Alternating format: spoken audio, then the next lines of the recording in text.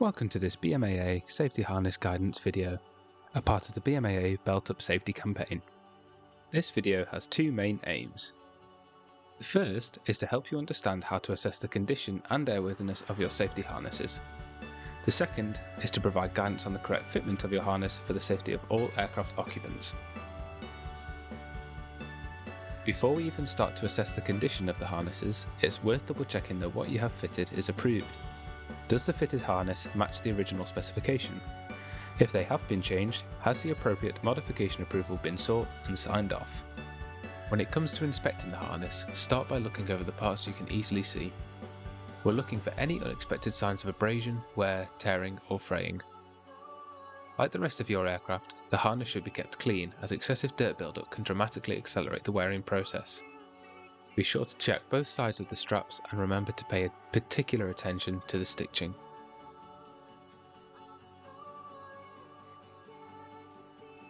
One of the most common sources of excessive harness wear is parts of the aircraft structure interacting with webbing or straps, causing unwanted abrasion.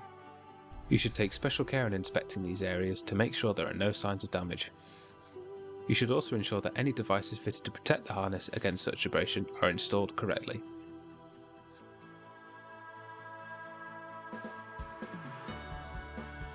Whilst completing the prior checks, you can also ensure that the harness is correctly routed and that any attachment points are in satisfactory condition.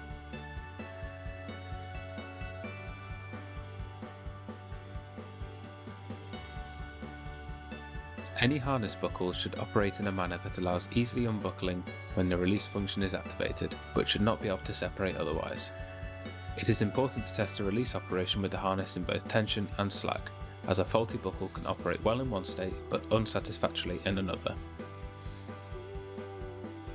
Whilst there are no statutory life limits for safety harnesses in the microlight world, it's always wise to take the age of the harness at least into consideration. Double check your aircraft's documentation to see if any parts of the harness assembly are lifed and to see what, if any, action should be taken. When it comes to assessing the condition of your harness, be sensible and err on the side of caution. Understandably, the safety harness has some of the highest strength requirements of any part of the airframe.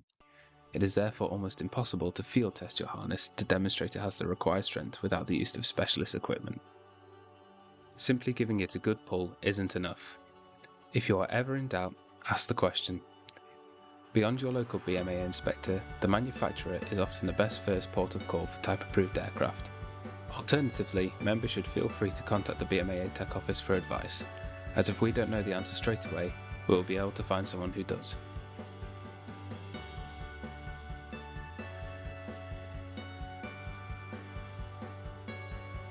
Before you climb into the aircraft, prepare the harness by loosening the straps and laying them open around the seat.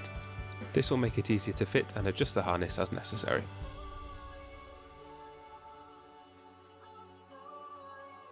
Once seated, secure the lap strap first and make sure it fits firmly across the hips. Adjust the straps as necessary and ensure that all loose straps are secure and tucked away.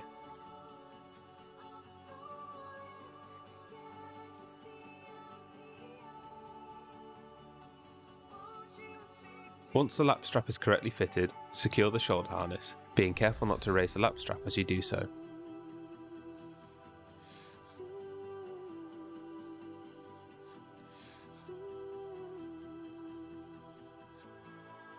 The shoulder harness should fit snugly, but also allow you full reach for all necessary controls.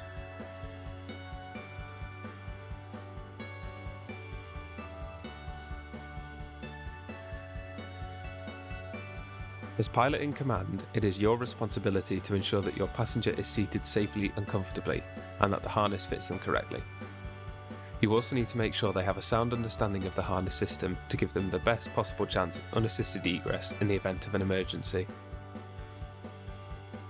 Many harness systems are configured such that the shoulder restraints interact with the lap strap. In such cases, you must take special care to ensure that any adjustments made to the shoulder restraint do not cause the lap strap to ride higher than the hips.